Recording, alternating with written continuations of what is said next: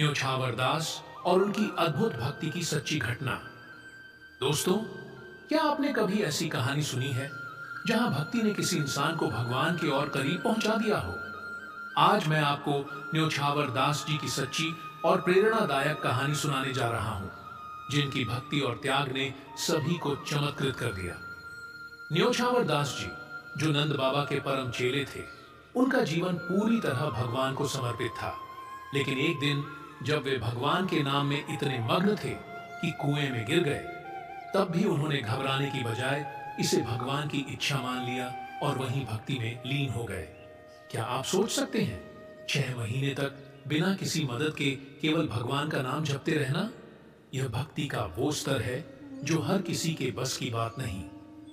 नंद बाबा के चेले की भक्ति और त्याग में अद्वितीय थे। उन्हीं में से एक चेला था न्योछावर दास। वह हर समय भजन कीर्तन और भगवान के नाम में लीन रहते थे।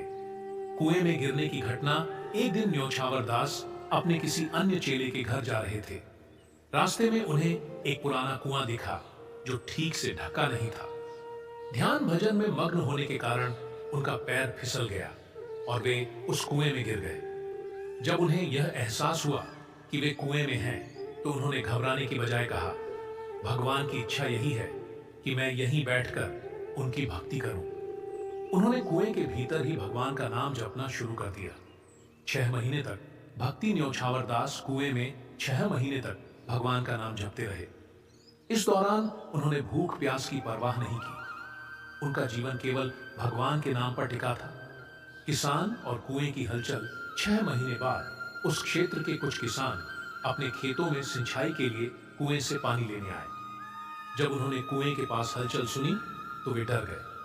किसानों ने जाकर गांव के अन्य लोगों को बुलाया। जब सभी लोग वहां पहुंचे तो उन्होंने कुएं में झांक कर देखा। अंदर न्योछावर दास बैठे हुए भगवान का नाम जप रहे थे। लोगों ने पूछा, आप कौन हैं? इस कुएं में क्या कर रहे हैं? न्योछावर दास मुस्कुराए और बोले, मैं न्योछावर दास हूं। मैं अपने चेले के घर जा रहा था, लेकिन भगवान की इच्छा के कारण इस कुएं में गिर गया। भगवान की मर्जी के आगे किसका बस चलता है? तब से मैं यहीं बैठकर उनका नाम जप रहा हूं। गांव वालों की श्रद्धा, न्योछावर दास की भक्ति और त्याग देखकर लोग अभिभूत हो गए।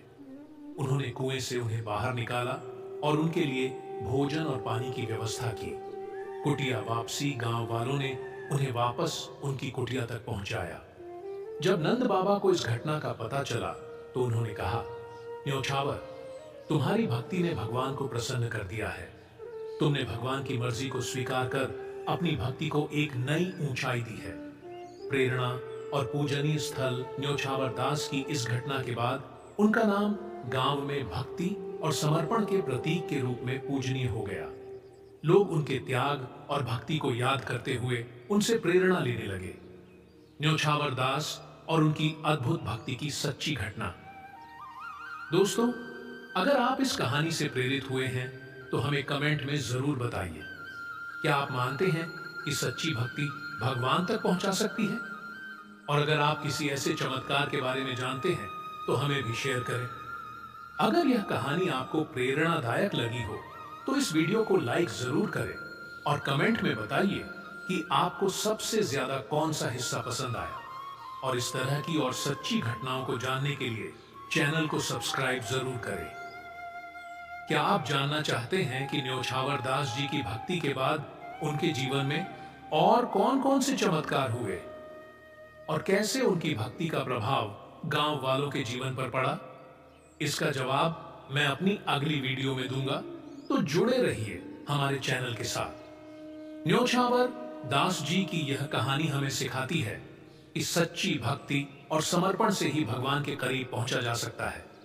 यह कहानी हमें अपने जीवन में धैर्य, विश्वास और त्याग को अपनाने की प्रेरणा देती है।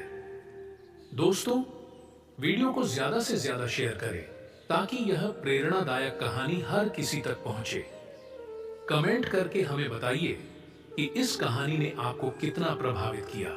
और अगर आप भी ऐसी कहानियां सुनना चाहते हैं तो अपने सुझाव जरूर दें।